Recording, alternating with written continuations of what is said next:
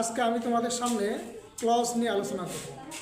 Clause যার অর্থ হচ্ছে বাক্যাংশ, আর ইংরেজি গ্রামারে ক্লজ একটি খুব গুরুত্বপূর্ণ বিষয়। কেননা অনেক স্টুডেন্ট আছে যারা অ্যাডমিশন পরীক্ষা দেবে বিভিন্ন ইউনিভার্সিটিতে, তারপর ইংরেজি লেখার ক্ষেত্রে, ইংরেজি বাক্যকে বড় করার ক্ষেত্রে, তারপর চেঞ্জিং সেন্টেন্স যখন করা হয়, যেমন সিম্পল, কম্পাউন্ড, কমপ্লেক্স, এখানেও এই ক্লজের ব্যবহার হয়। এজন্য আমাদের ক্লজ জানতেই হবে।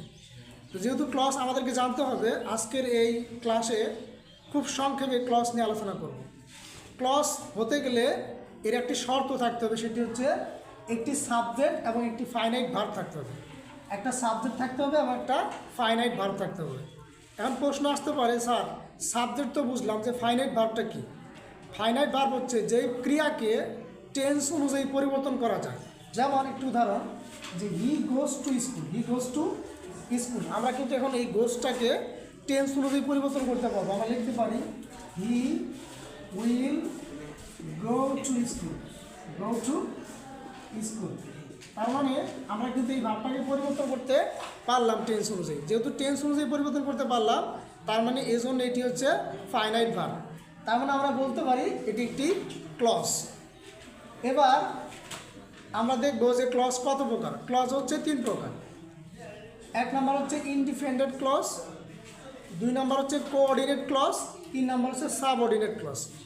ইনডিপেন্ডেন্ট ক্লজ অর্থাৎ ইনডিপেন্ডেন্ট অর্থ হচ্ছে স্বাধীন, কোঅর্ডিনেট অর্থ হচ্ছে সমান বা সমমান, আর সাবঅর্ডিনেট অর্থ হচ্ছে অধীন বা পরাধীন। আমরা এটাকে মনে রাখবো, এভাবে মনে রাখার ট্রিক্স হচ্ছে ইন কো সাব।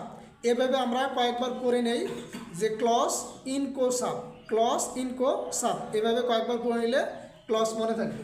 ইন তো হচ্ছে ইনডিপেন্ডেন্ট, কোতে হচ্ছে কোঅর্ডিনেট, আর সাবতে হচ্ছে সাবঅর্ডিনেট।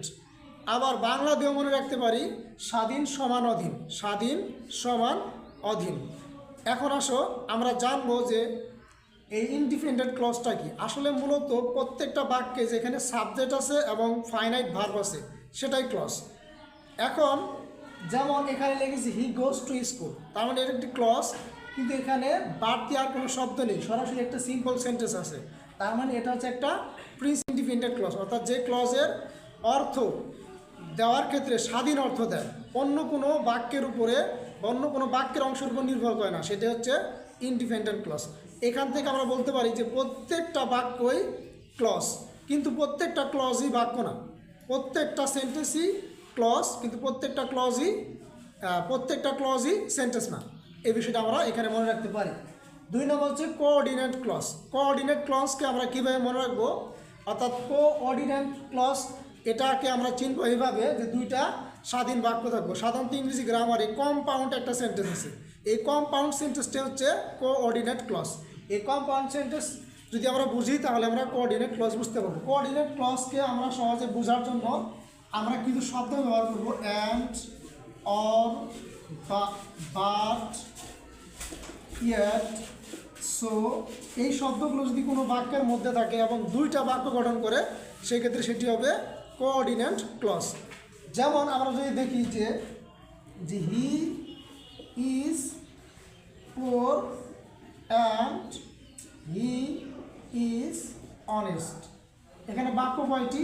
2টি। একটা যে he is poor and he is honest, তার মানে এখানে অ্যান্ড দ্বারা যুক্ত আছে, যেহেতু এটি একটি কম্পাউন্ড সেন্টেন্স এবং এটি একটি কোঅর্ডিনেট ক্লজ। প্রকার ক্লজ আছে আমরা জানি, সেটি হচ্ছে সাবঅর্ডিনেট ক্লজ।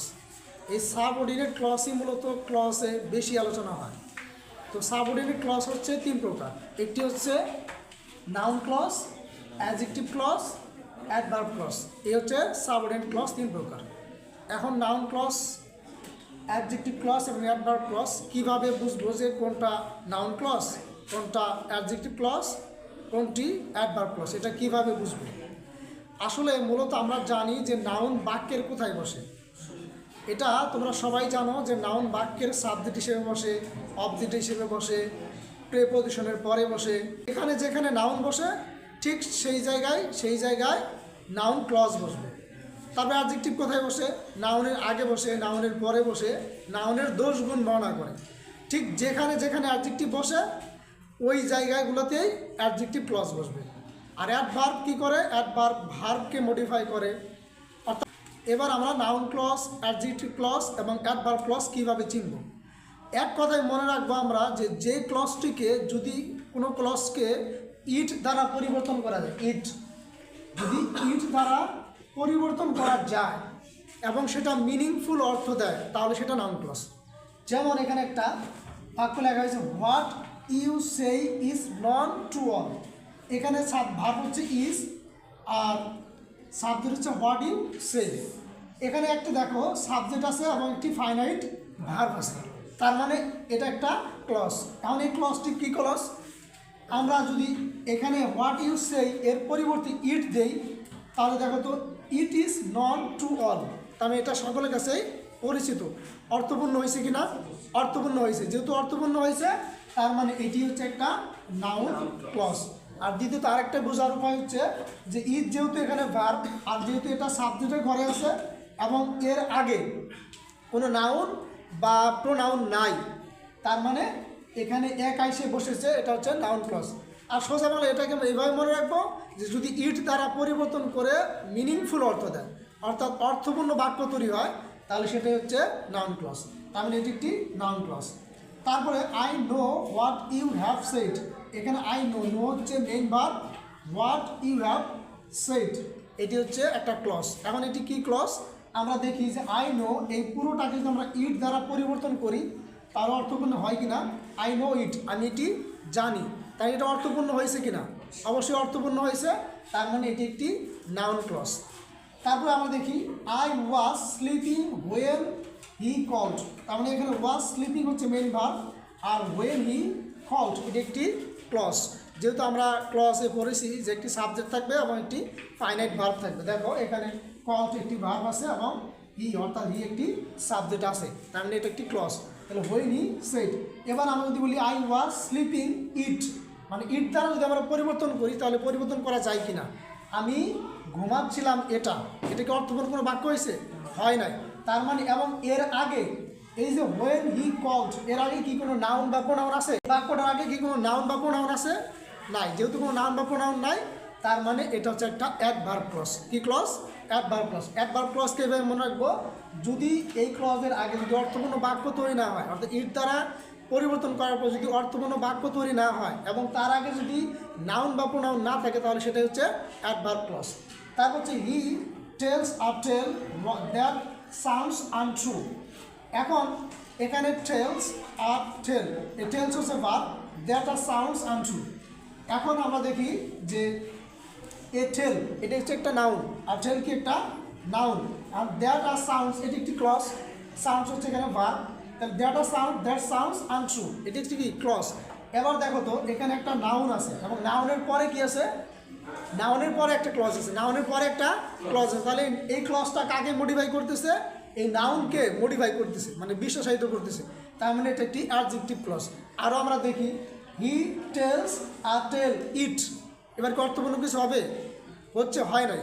যেহেতু আমরা এখানে যদি আমরা ইট লিখি তার অর্থপূর্ণ কিছু তৈরি হচ্ছে না, তার মানে এটি হচ্ছে একটি অ্যাডজেক্টিভ ক্লজ। কারণ এই দ্যাট সাউন্ডস আনট্রু এটি কী করতেছে? আর টেলকে একটা নাউনকে কী করতেছে? মডিফাই করতেছে, মানে নাউনের দোষ গুণ বলতেছে, তার মানে এটি একটি অ্যাডজেক্টিভ ক্লজ। ক্লিয়ার? এছাড়াও আমরা দেখবো যে অ্যাডভার্ব ক্লজের আরও কিছু বিষয় আছে, যেমন if you work hard you will success. বাক্য কমপ্লেক্স সেন্টেন্সে ব্যবহার করা হয় যে ইফ ইউ ওয়ার্ক হার্ড। এখানে একটা বিষয় মনে রাখতে হবে যে যখন কন্ডিশন বোঝাবে, শর্ত বোঝাবে, তখন সেটা চোখ বন্ধ করে, এটার ব্যতিক্রম একটা নিয়ম, চোখ বন্ধ করে আমাদের মনে রাখতে হবে এটি হচ্ছে অ্যাডভার্ব ক্লজ। যদি শর্তমূলক কোনো বাক্য বোঝায়, শর্তমূলক। যেমন এখানে আরেকটা বিষয় মনে রাখবো যে অ্যাডভার্ব ক্লজ চেনার আরও কিছু ট্রিক্স হচ্ছে TRC PRC, এটা মনে রাখতে হবে আমাদের। TRC PRC। টিতে হচ্ছে টাইম, অর্থাৎ আমরা যদি ভার্বকে কখন দ্বারা প্রশ্ন করি তাহলে কী আসবে? একটা সময় পাবো, তার মানে এটা হচ্ছে কি অ্যাডভার্ব ক্লজ। এবং ওই সময়ের আগে যদি কোনো নাউন বা প্রোনাউন না থাকে বা কোনো নাউন বা প্রোনাউনকে বিশেষায়িত না করে তাহলে সেটা কি অ্যাডভার্ব ক্লজ। আর হচ্ছে রিজন, যদি আমরা রিজন পাই, কারণ পাই, তাহলে সেটাও কি অ্যাডভার্ব ক্লজ।